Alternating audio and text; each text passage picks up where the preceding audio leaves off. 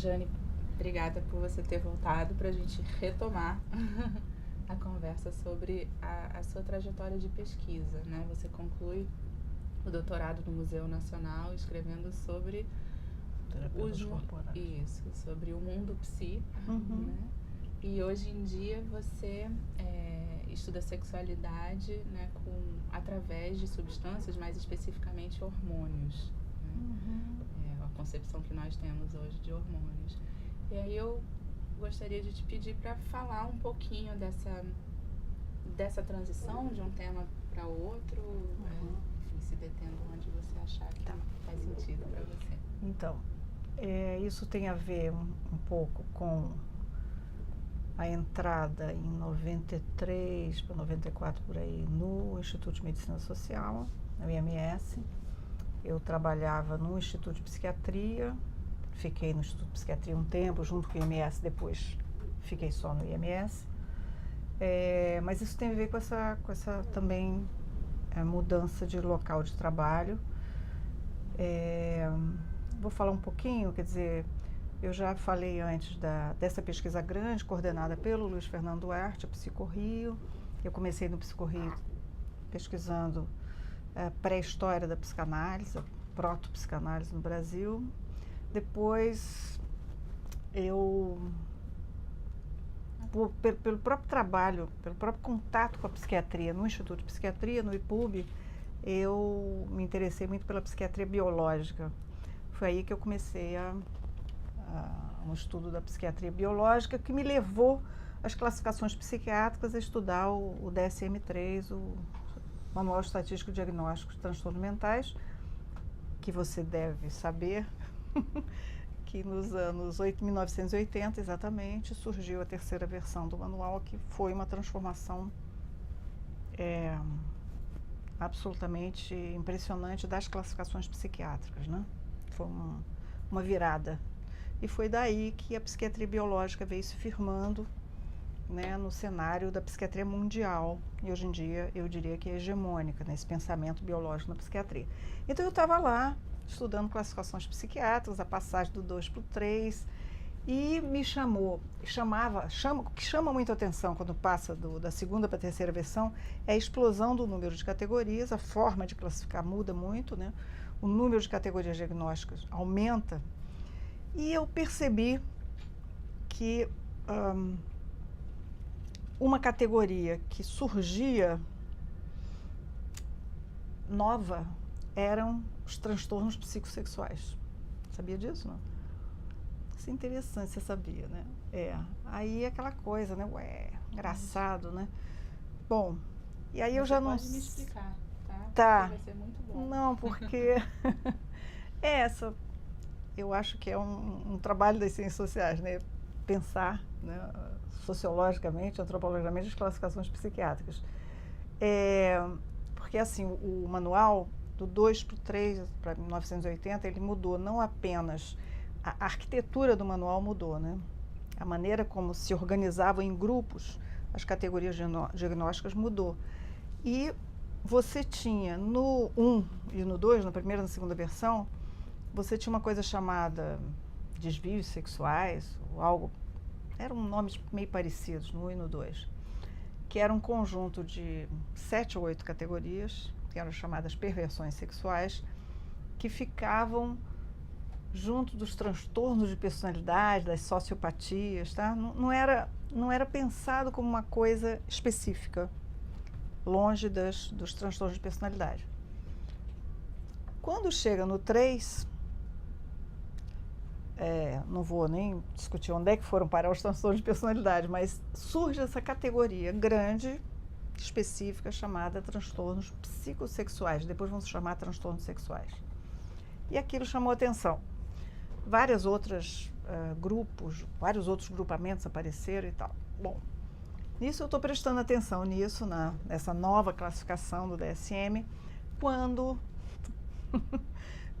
no IMS me convidam para fazer parte desse centro latino-americano, em sexualidades e direitos humanos, chamado CLAN, que também, como eu estava conversando com você antes, não surge assim como uma flor no asfalto, não surge de repente, né? Na verdade, o o IMS foi procurado pela Ford, porque o IMS trabalhava com a Ford já há cerca de 10 anos. Já tinha lá um programa em gênero e sexualidade, que é o programa que era coordenado, acho que era o Richard Parker.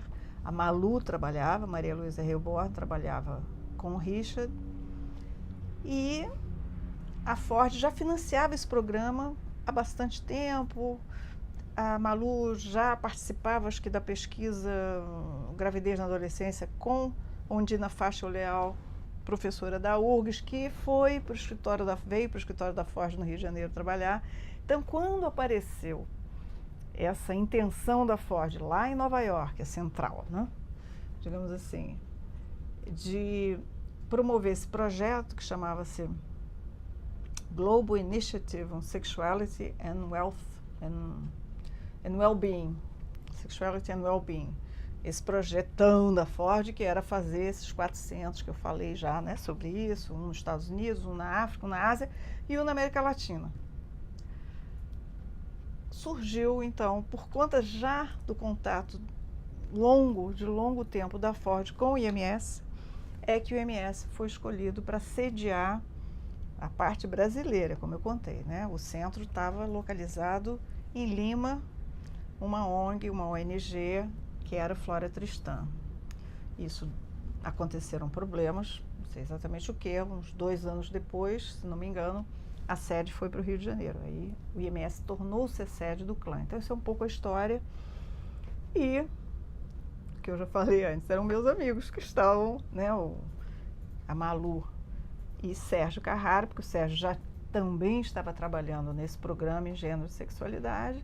Os dois ficaram como coordenadores do clã.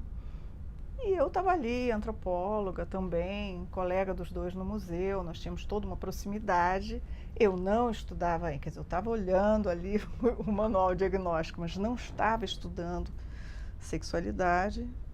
E eles chamaram e eu falei, claro, vou trabalhar com os meus amigos, com meus colegas de área, inclusive, que é uma coisa relevante, sabe, para quem vem, você também, né, vem de jornalismo, não é isso? Para quem vem de outra área, eu não sei se você acha isso também, mas a graduação, ela te mapeia muito aquela área profissional quando você vai trabalhar depois. Eu não tive graduação em Ciências Sociais e não tive mestrado em Ciências Sociais, só o doutorado. Então, a minha ancoragem, volta e meia, ficava... Eu trabalhei no Instituto de Psiquiatria, professora não médica, eu fui para saúde coletiva, né? Sempre numa situação um pouco marginal, nas margens da... Então, também eu me juntar a colegas da área, antropologia, no caso, especificamente, para mim era importante, para me ancorar também nessa área, né? Então, isso é... Claro que é porque são meus amigos, sempre gostei muito deles, mas também tem a escolha. Eu podia ter continuado a estudar diagnóstico psiquiátrico e ir para o PEPAS e ficar trabalhando com Ortega, com Jurandir, com Benilton. São meus amigos, Benilton, amo Benilton, Jurandir, cansei de trabalhar com ele, estudar com ele quando eu era mais nova, então... Mas eu fiz uma escolha por uma certa ancoragem profissional na área das ciências sociais. Senão eu ia continuar nessa coisa meio sem ser, né? Psi, que não é psi, não médico, né? Então, eu acho que o clã foi o convite, foi a oportunidade de trabalhar com eles, mas foi também uma coisa de ficar junto com minha turma, né? Minha turma da área de antropologia. Agora, eu não tinha, não era...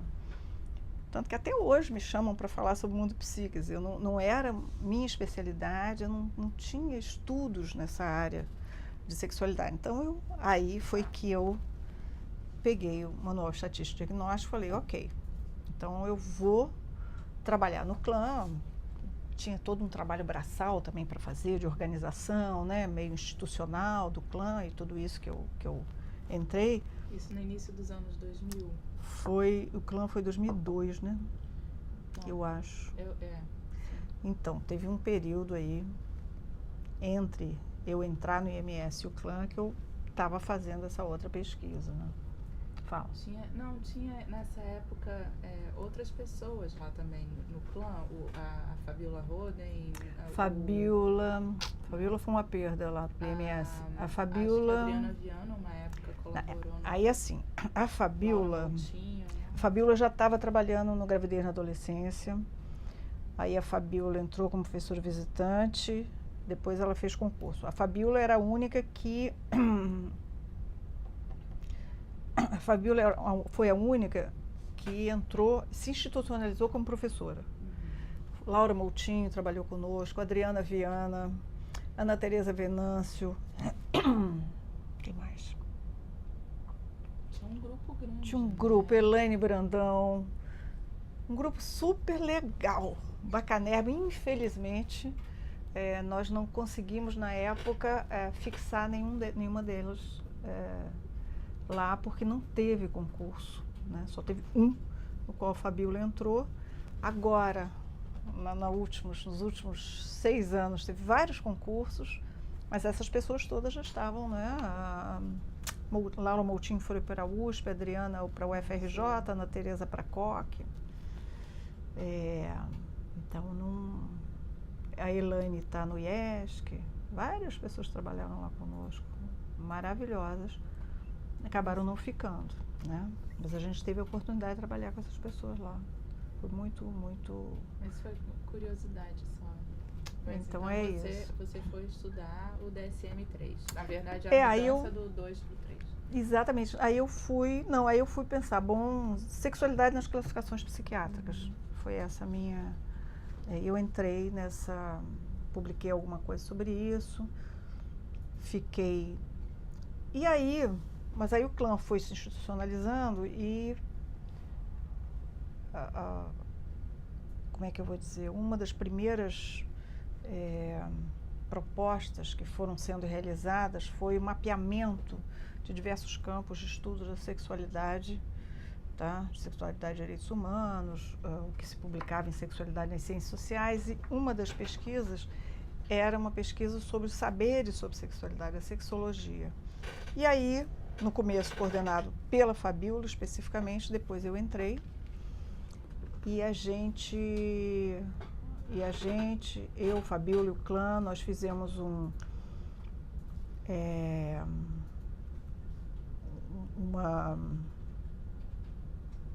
nós nos juntamos com o INSERM, Institut National de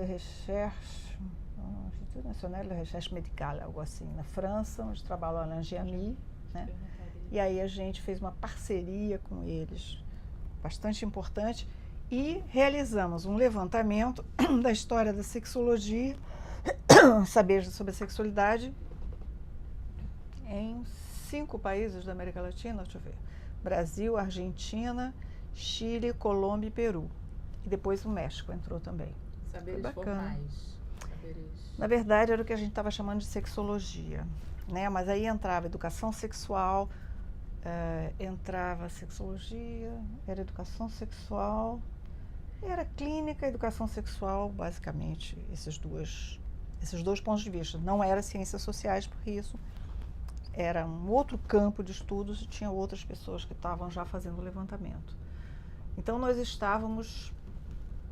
nós fizemos essa pesquisa longa, grande, de 3, 4 anos, conseguimos publicar, várias delas, publicar no site do clã, Colômbia, Argentina, o nosso, e outros já não...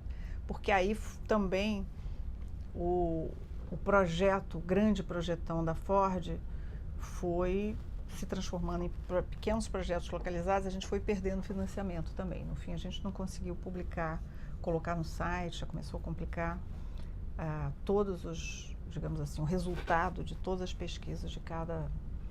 Mas isso... Porque... Eu vou pensar um pouco aqui qual foi essa minha entrada, né, no clã, pegando o diagnóstico, sexualidade no diagnóstico psiquiátrico, depois sexologia clínica, etc. Deixa eu ver se eu consigo te entender. Assim, eu comecei a perceber, porque era Centro Latino-Americano em Sexualidade e Direitos Humanos.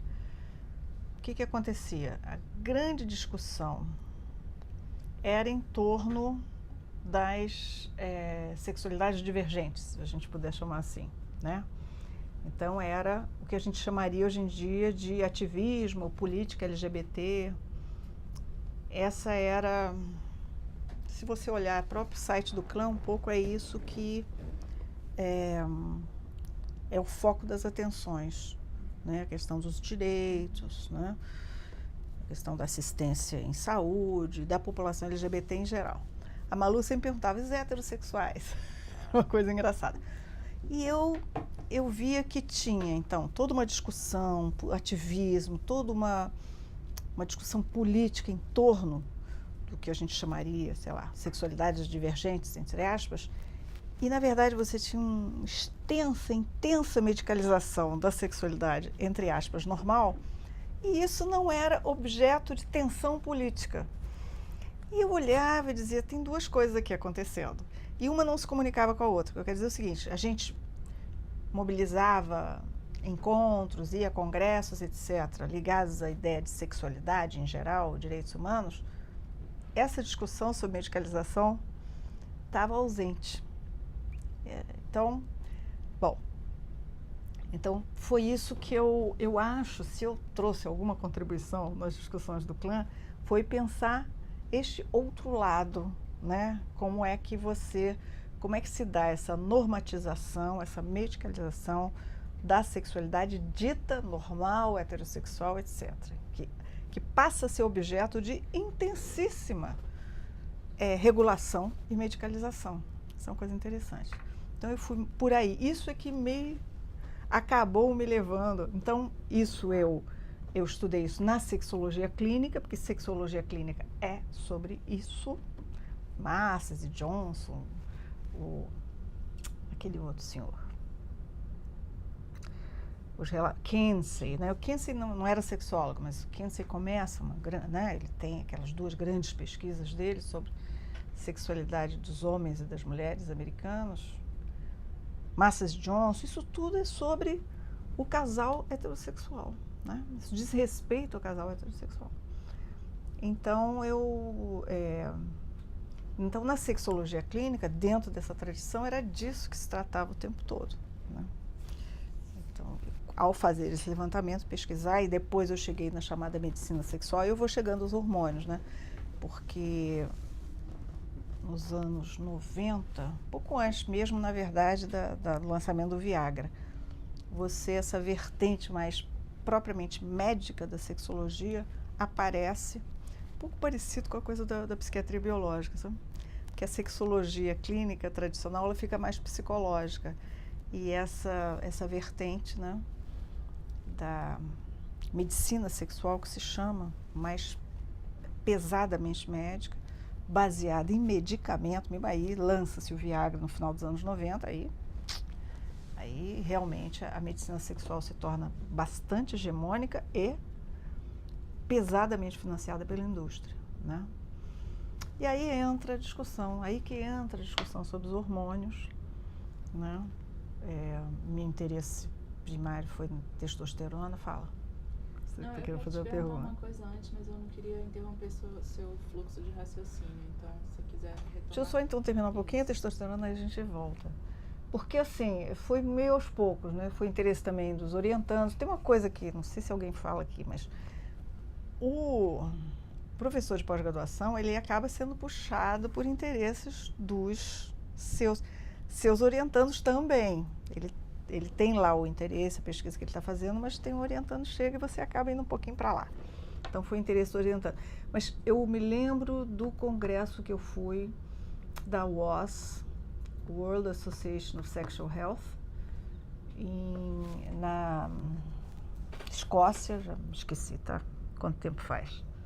Sei lá, uns 6 anos, por aí. E eu notei que mais de metade das mesas era sobre o uso da testosterona. Aí eu falei, uau, a bola da vez, né? E aí começamos a prestar atenção nisso, né? E aí acabei, mas sim, esse era o raciocínio. Eu ia te perguntar, você falou do Kinsey e dessa... Antes do Kinsey, né? A sexualidade, os estudos da sexualidade, a sexualidade é uma categoria e um objeto de estudo, né, que se tornou uma coisa imensa, né? É verdade. São áreas e áreas que estudam a sexualidade, então é um objeto muito, acho que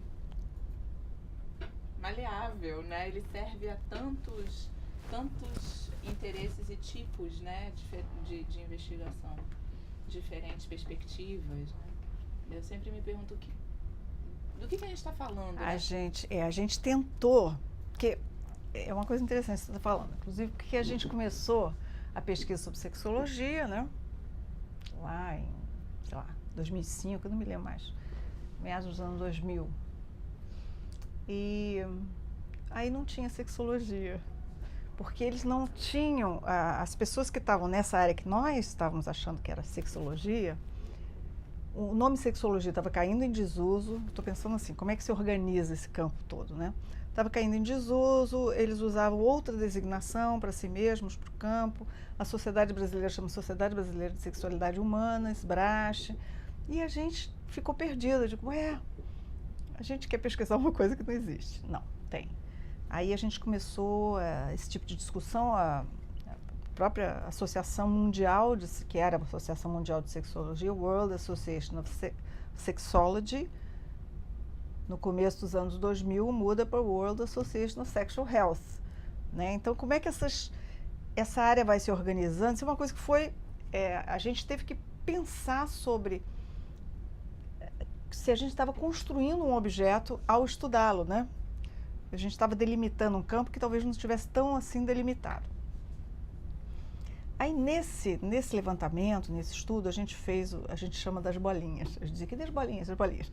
A gente fez um diagrama em forma de círculos, daí a ideia de bolinhas, né? Em que a gente tentou pensar, né? Tipo, a sexologia mais clínica, ela se comunica com o quê? Né? Com as discussões sobre medicalização, né, medicina sexual, os estudos sociais sobre sexualidade, ciências sociais, se comunicam com a educação sexual, que se comunica com sexologia clínica. Então, como é que era a circulação de conceitos, categorias, estudos, objetos dentro dessas áreas que algumas se comunicavam bastante, outras se comunicavam bem pouco, né? Então, a gente foi tentando, a gente construiu um pequeno diagrama, né?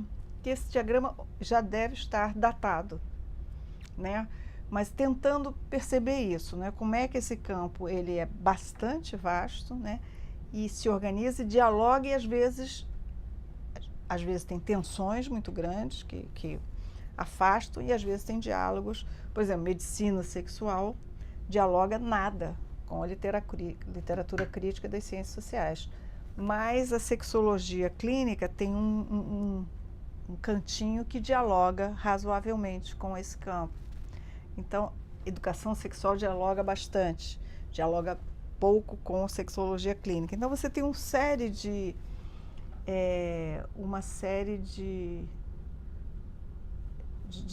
uma circulação mesmo, né? De categorias, de discussões, e um campo bem multifacetado. Eu estava pensando mais mesmo no financiamento, né? Como, de repente, acontece uma injeção de recursos nesse... Incrível isso, a Ford, né? Ford Foundation, que não tem nada a ver com a fábrica Ford, já faz tempo. Não sabia? Eu não sabia, porque originalmente era a fundação das indústrias Ford, né? Depois ele foi ficando tão liberal, que a indústria falou, não queremos mais saber de vocês, não temos nada a ver com a Fundação Ford. A Ford resolveu, sei lá, tem um board, né, tem um board de consultores, ou seja lá o que for, né?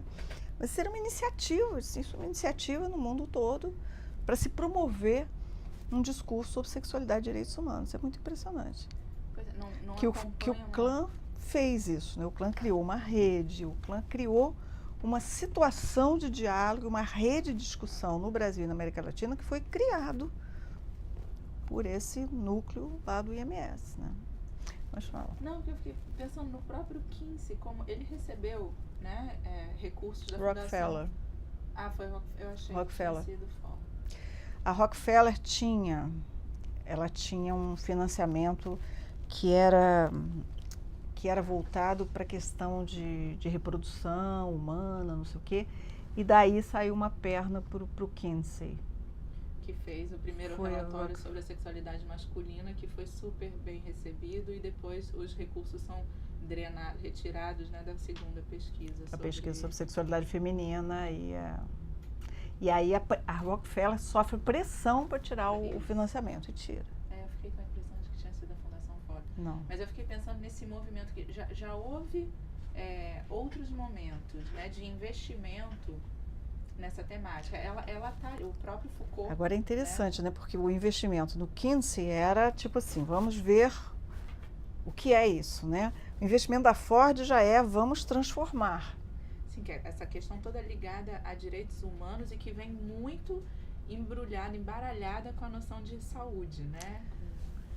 Tem uma associação fina, eu acho, entre sexualidade, boa sexualidade e a saúde.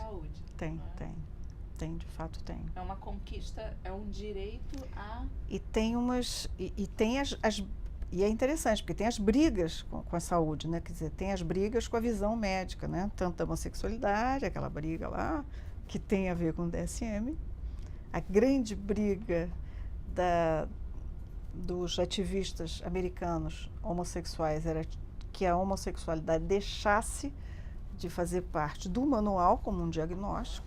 Conseguem em 72, ainda antes do 3. A briga agora... também vinculado ao DSM-5, das pessoas trans, também contra e a favor, aí é uma certa confusão, né, de uma visão médica do assunto. Então você tem toda a razão, a saúde, né, a visão médica, digamos assim, está o tempo todo ali em tensão, né? Em tensão, sendo alguma coisa que é combatida, ou às vezes tem um diálogo também, né? Como é o caso aí dos transgender. Eles têm departamento. Transgender, homossexualidade, é mais essa...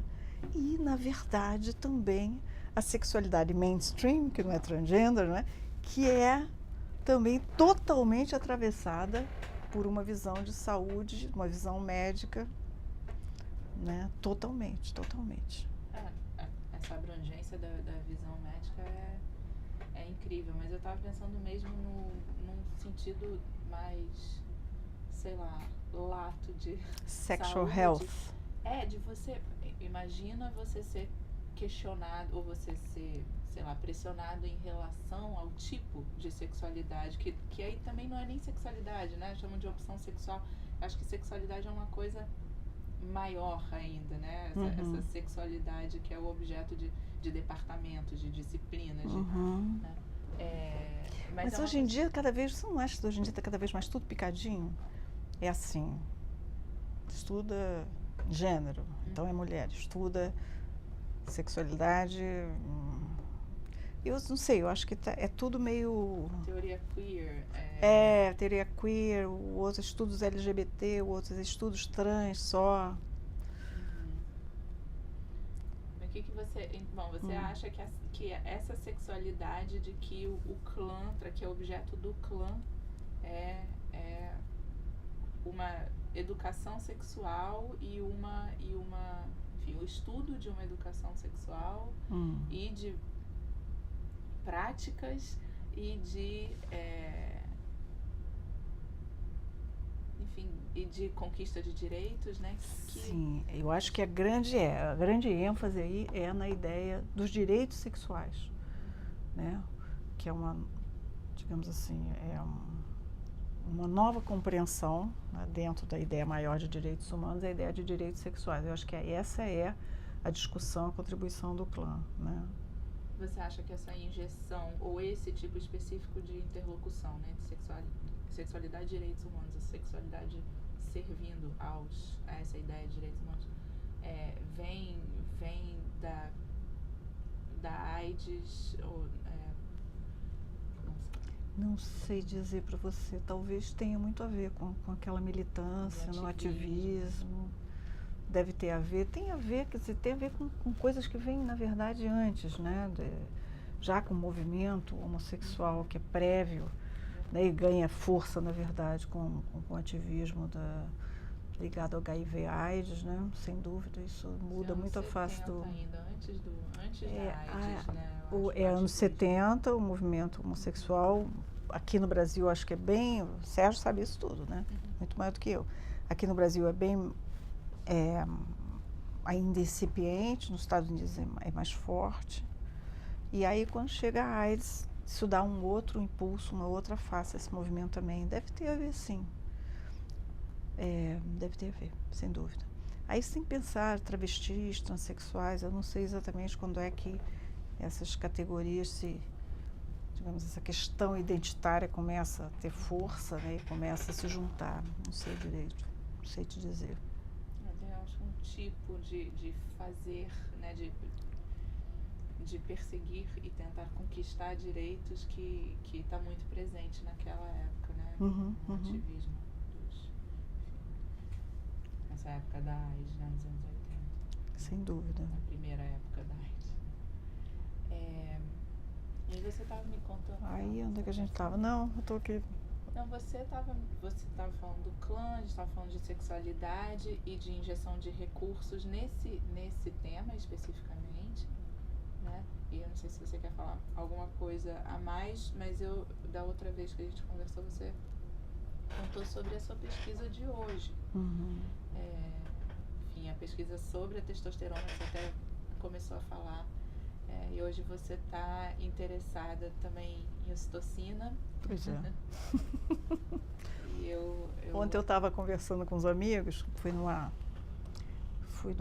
aula de um curso em homenagem a Ricardo Benzaquem, que foi aqui do CBDOC, né, um grande amigo meu. E a gente estava lá conversando sobre a trajetória do Ricardo, uma possível publicação de coletânea dele, e a mulher dele, a Carmen, falou que ele tinha pensado num título, se ele fosse, por acaso, publicar os trabalhos dele, que se chama-se Zigue Zague. Aí eu achei ótimo, eu falei, minha também, eu também, Zigue Zague, completamente, né? Então, o Zigue Zague, né? Testosterona e ocitocina. Mas, em suma, então, eu te falei, né? Eu vi aquela coisa, de, puxa, a testosterona é a bola da vez, e quando eu comecei também a acompanhar os congressos de medicina sexual, começou isso a ficar muito claro, né? Como uma substância, que tem um autor de um livro sobre testosterona que ele fala lá que a testosterona é lançada, é descoberta nos anos 10, 20, ela eu falei isso tudo naquela aula, agora estou esquecendo, ela é sintetizada nos anos 30, então ela já estava aí, né? Para quem quisesse, mas não se conseguia dar um caminho para a testosterona. Ele diz que a testosterona era uma substância, uma molécula à procura de uma doença, né? O Hoberman. Então é isso, a testosterona surge como essa substância que está procurando e consegue uma ancoragem importante na medicina sexual, né? Através da ideia de uma espécie de uma menopausa, andropausa, né? Menopausa masculina, que não existe na verdade, mas está se tentando lançar isso como uma deficiência hormonal. Então e aí você pode me perguntar, mas eu estou sendo o que tem a ver com isso? Nada. Mais ou menos nada. Mas eu fiquei pensando, mandei hoje um projeto para o CNPq falando que eu quero estudar usos médicos e não médicos de testosterona e ocitocina. Eu acho, porque eu tenho essa não é bem hipótese, isso está meio que na cara, mas minha ideia é estudar as duas substâncias como, digamos assim, naquilo que elas têm de fundamentar uma ideologia de gênero, né? A testosterona é uma coisa, basicamente, é um símbolo da masculinidade, e a gente pensaria, bom, então os hormônios femininos são símbolos da feminilidade, estrogênio e tal. Eu acho que não, acho que é ocitocina. né? Porque a ocitocina está ligada à maternidade. A maternidade é uma coisa que está sendo cada vez mais sacralizada, glorificada e, digamos assim, sustentando a ideia de uma mulher empoderada, etc. Então é isso. Aí eu lembrando do livro do Robin, eu pensei assim, são duas moléculas, duas substâncias carismáticas, que ele diz que a testosterona é carismática, ela tem carisma, e eu acho que a ocitocina também, né? Tanto que as duas, elas, digamos assim, elas penetram no senso comum, na linguagem cotidiana, né? Cara, testosterona virou sinônimo de, não, estavam brigando no bar, muita testosterona, quer dizer, muito homem junto, né? Aquela ideia da força, da agressividade, que é masculina. E eu acho que a ocitocina também, hoje em dia, começa a haver um vocabulário ligado à ocitocina, né? Mas está penetrando no senso comum, mas, sobretudo, no meio dessas jovens que compõem esse movimento do parto humanizado, né? Mulheres, não necessariamente jovens, mulheres, médicos e médicas. Um pouco essa ideia da ocitocinada, né? Eu estou ocitocinada, muita ocitocina, que é o contrário da força, da agressividade, né? Que é o afeto, o amor, né? A ligação afetiva, você estar disposta, né, a se ligar afetivamente aos outros, né? É quase que uma tradução básica do que o senso comum considera que seja o masculino e o feminino, né? Então tenho esse... E aí você tem vários cruzamentos, né? Doença, aprimoramento, né? A relação de doença com aprimoramento, a relação do masculino com o feminino, várias outras tensões que aparecem. E que aí eu vou tentando trabalhar nessa... Foi isso que você propôs para você? Hein? Foi isso que eu propus, mas será que eles vão se convencer que uma coisa tem a ver com a outra? Não sei. Eles não, né? Eles vão mandar para pareceristas da área, né? Sei lá. Você quer entrevistar pessoas? Você já está... Eu gostaria de entrevistar, mas eu não quero prometer. Então, na verdade, como ultimamente a observação de congressos, encontros, tem sido muito rica do ponto de vista de oferecer material para trabalho, né, de pesquisa. Então, eu propus mais essa ideia de fazer etnografia, observação participante em encontros, congressos, literatura médica e outra coisa que tem rendido muito, porque a gente vive na época que a gente vive, que é grupos e blogs e internet. Não é grupos, como é que a gente fala? Aqueles grupos, comunidades, né? Não, tem listas. Listas. Então eu propus essas três formas de conseguir material. Agora, eu gostaria de entrevistas. Eu acho que não dá para você fugir muito, né? Você está no encontro, participando de debate, tem alguém ali que você acha que é interessante, você vai querer entrevistar. Mas, para fazer entrevista, você tem que passar pelo comitê de ética, hoje em dia tem uma certa burocratização desse ato de pesquisa, que a gente sabe, nós das ciências sociais sabemos que a gente está tendo cada vez mais que se submeter às regras da área da saúde, né? Então, cada vez mais não, a gente está tentando se submeter cada vez menos, né? Mas quem regula é o Ministério da Saúde. Isso é escandaloso, a gente nunca pensou nisso, não.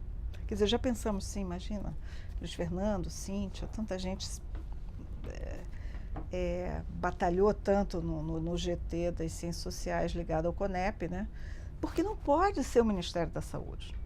O Ministério de Ciência e Tecnologia, que pode regulamentar a pesquisa, né? Pode não existir amanhã. Que pode não existir. Secretaria de Direitos Humanos, se quiser, mas não o Ministério. Por que o Ministério da Saúde? Alguém quer me explicar isso? Outro dia eu estava conversando isso com o Martinho, né? Truco de quê? Os comitês todos de ética se submetem a um raciocínio que é um raciocínio das pesquisas em saúde. Não faz sentido, né?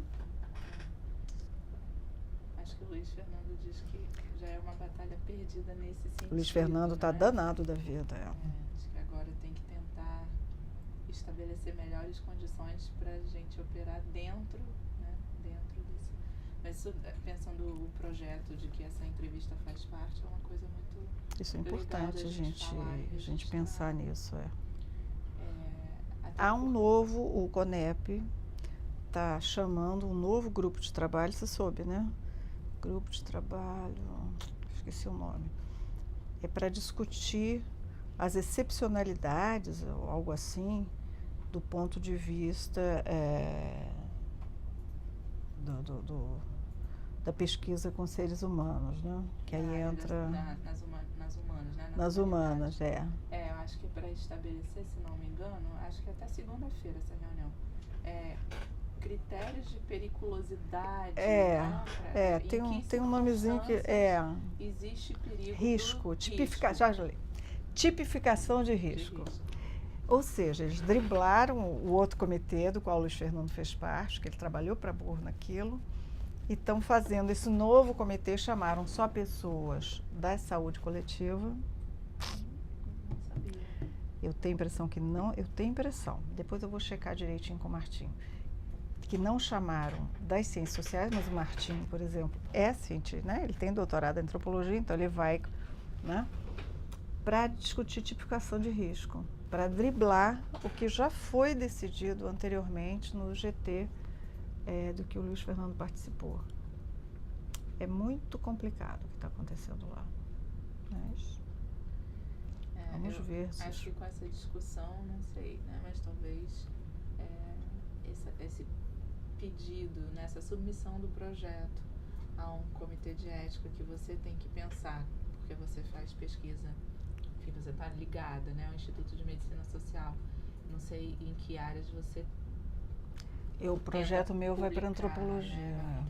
Mas eu tenho que publicar na área de saúde coletiva. Pois é uma interlocução difícil pela forma como as molduras são colocadas, né? E, enfim, pelo que você é cobrado por dizer que pertence a determinada área, né? O tributo que você tem que pagar.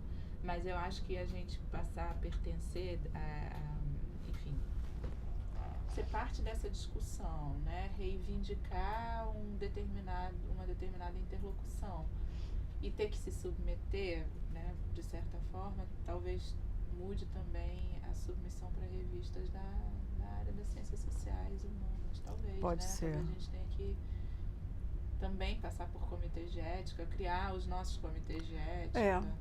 Bom, o IMS tem o seu comitê de ética, que foi uma batalha importante, porque tem uma discussão específica com as especificidades da área de saúde coletiva do IMS, que tem cientista social, isso é importante. Mas eu não sei como é que quem é especificamente de uma área, né, de ciências sociais, né, uma antropologia, do museu, do IFIX, como é que vai fazer? Fazer um comitê de ética?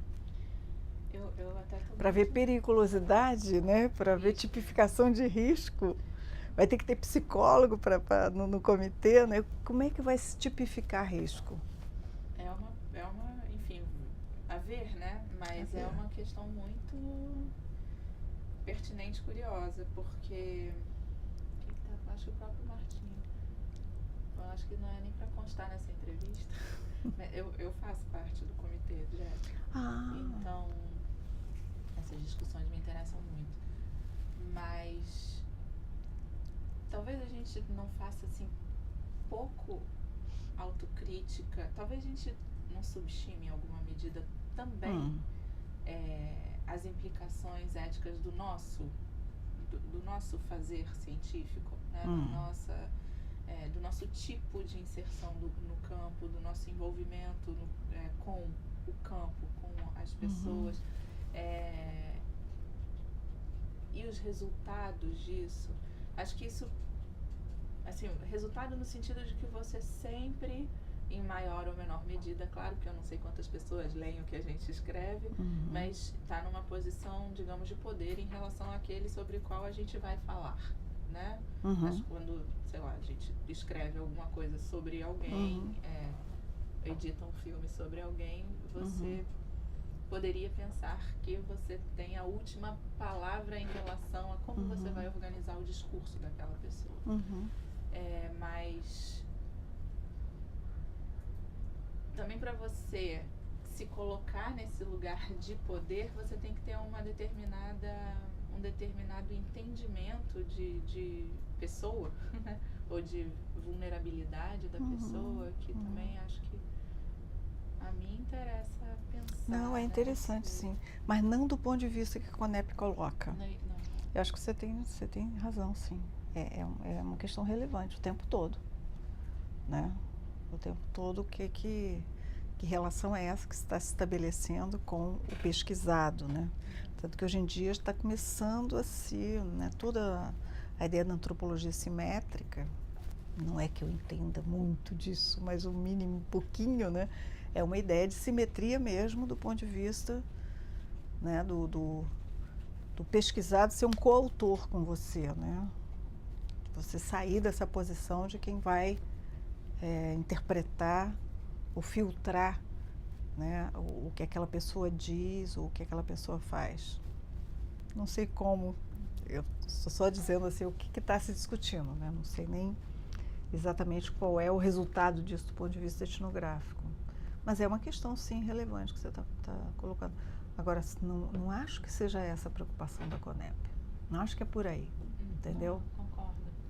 Acho que isso é a gente, sei lá, a gente pensando a gente mesmo, né? E já que a gente está fazendo parte dessa discussão e dessa, enfim, nova inserção. Porque a Conep, quando pensa em pesquisa médica, eles têm razão, faziam-se barbaridades, entendeu? Ensaio clínico com medicamento, barbaridades. Então, eles têm muita razão de tentar controlar isso fortemente. Agora, que esse tipo de raciocínio, de controle, seja estendido para qualquer pesquisa com seres humanos, isso é uma maluquice. A gente falou dos meus interesses e fugiu da entrevista. Não, mas acho que para a gente pensar em ciências sociais no Brasil, isso é super importante, esse momento, né, que tá se vivendo. Mas eu acho que, bom... Você trabalha no Instituto de Medicina Social, então você mencionou, mas eu não sei se todo mundo sabe, fica claro para todo mundo, mas você faz parte de um programa que reúne 3 áreas, né? Sim. Acho que a gente falou um pouquinho disso na outra vez. Epidemiologia, planejamento e ciências humanas e saúde. Isso. 3 áreas de concentração, acho que a gente falou um pouco disso. A gente conversou um pouquinho, eu falei do inseticida, né? As ciências humanas estão lá um pouco marginal no campo da saúde coletiva. Eu vivo sempre na margem da margem, você já notou, né? Eu estou na margem das ciências, na margem da antropologia e na margem da saúde coletiva. Pois é, então, mas tudo bem. Às vezes a vida nas margens é mais interessante. Mas você acha que um fazer de ciências sociais mais, sei lá, entre aspas, próximo ao mundo real, já que esse projeto pensa, né, cientistas sociais, o campo das ciências sociais, as pessoas têm mais que sair de um lugar de uma discussão teórica ou mais afim exclusivamente à teoria, talvez meter a mão, ou pelo menos você acha que existe uma percepção por parte dos seus colegas, por exemplo, que não são da saúde coletiva, né, que ficaram na antropologia, em departamentos de antropologia, de que você faz outro tipo de ciência social, outro tipo de antropologia?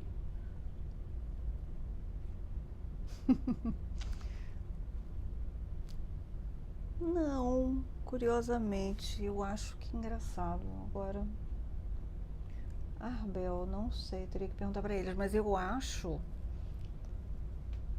que não. Por quê? Porque a gente conseguiu tecer um diálogo muito bom, né, e uma certa rede mesmo de trocas com colegas que estão na área estrita de antropologia ou de ciências sociais, né? Então, eu acho que todos nós somos um pouco marginalizados, você está entendendo? Quer dizer, mesmo quem está lá, departamento de antropologia, antropólogo, mas esses temas, talvez, como não são os temas mais tradicionais da antropologia, eles ficam também um pouco marginais, né? Sexualidade, corpo, gênero, não sei, eu tô aqui pensando também, eu acho que sim, é onde tem. Vou falar uma coisa que eu não quero que me entendam mal, não é trabalho de homem, tá? Onde estão, a maioria dos pesquisadores homens são homossexuais, ou então tem mulheres, do ponto de vista de uma hierarquia social mais ampla, é um campo mais marginalizado. Mas tem muita gente trabalhando hoje em dia, de fato tem. E eu acho assim, a antropologia é uma área que acolhe mais estudos estranhos, de temas menos tradicionais. A antropologia acolhe mais do que sociologia, ciência política, etc., do que o resto das ciências sociais. Mas mesmo assim eu acho que você tem... Isso aí teria que elaborar melhor, posso estar falando bobagem, mas eu acho que você tem campos mais tradicionais, mesmo dentro da antropologia, do que essas áreas que, digamos assim, estão criando seu espaço há menos tempo, né? Então a gente tem isso meio em comum com essas pessoas que estão, às vezes, no IFIX, fazendo esse trabalho parecido, uma pesquisa semelhante à nossa, lá na Unicamp, o pessoal todo da Pagu, na USP, o Júlio, a Fabiola foi para a URGS, né? Então você tem tudo na área específica das ciências sociais, né? Mas é uma rede da qual a gente faz parte, então eu não sinto que eles possam achar, esses colegas, não, você, como está na saúde coletiva, você faz um trabalho que é diferente. Não vejo muito isso, não. Seus grandes interlocutores hoje são cientistas sociais, porque mesmo estando na área de ciências humanas e saúde, você tem colegas da psicologia, da filosofia, né? São cientistas sociais. Da psiquiatria. Mas os interlocutores são ou cientistas sociais dentro do IMS, com exceção da Rafaela, os outros todos são.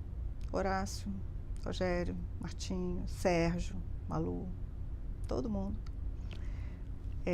A exceção é a Rafaela, com quem todos nós conseguimos ter uma interlocução excelente e ela não é cientista social. Ou fora do IMS, né? O pessoal que está fora também. Você acha que falou melhor do que você queria falar? Falei melhor do que aquela última meia hora, não tenho dúvida nenhuma. Daqui a 15 minutos eu vou começar a falar bobagem de novo. Então vou estar cansada de novo. Não, acho que tá bom, né? Você acha que você falou do que você queria falar? Falei. Agora eu falei. Tá bom? Senti mais. Eu posso fazer uma última pergunta? Pode, claro, não. Gente, eu tô aqui, você tá aqui, faz o que você quiser agora. Você está preparando, a gente falou também disso, mas enfim, eu volto a fazer essa pergunta. Você está se preparando para virar professora titular da UERJ. E você precisa preparar um memorial. E o que mais que você precisa fazer? Bom, isso vai passar por... Infelizmente eu digo, eu até posso ficar porque eu falei infelizmente. Na exigência você comprovar 15 anos de produção acadêmica, institucional, acadêmica, científica, tudo, e um memorial. Eu digo infelizmente porque a gente tinha a opção de também exigir ou uma conferência ou uma tese. E eu achava que a gente podia seguir o exemplo da UFRJ e pedir pelo menos uma conferência. Mas, sabe como é que está o UERJ, você viu, né? Então, ninguém está com paciência para discutir nada na UERJ. As pessoas estão com raiva, com tudo que você quiser. Então, na hora... No meio do ano passado, aquela confusão de aula começa, não começa, tem, não tem condições, recebe, não recebe salário, veio essa necessidade de a gente tomar essa decisão. E aí um pouco assim, vai só isso mesmo. Então o IMS resolveu que eu achava que tinha que ser uma coisa um pouco mais solene, porque eu acho que é um título um pouco honorífico, não é só carreira docente, você é um professor titular. Então eu achava... Um pouco honorífico foi ótimo. Não é. É um título honorífico. É um título bacana e tal. Então eu achava que devia ter um ritual mais interessante. Eu achava que tinha que ter uma conferência.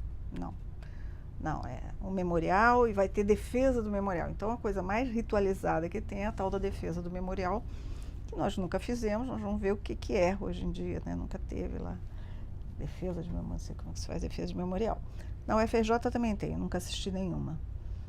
Então é isso, a gente tem que fazer um memorial, que tem um mínimo, um máximo de páginas, não sei se é mínimo ou se é máximo. E é melhor saber, né? Porque eu estou escrevendo. E tem que fazer essa comprovação, que é uma coisa enlouquecida. Como, graças a Deus, nós temos a Prociência na UERJ, eu tenho a comprovação dos últimos 12 anos, por causa do Prociência. Então está me faltando 3, que são os 3 mais antigos. E é isso, você entrega lá aquela papelada e entrega um memorial, aí faz uma banca. Você participa da escolha da sua banca? Você que escolhe. Você escolhe sim.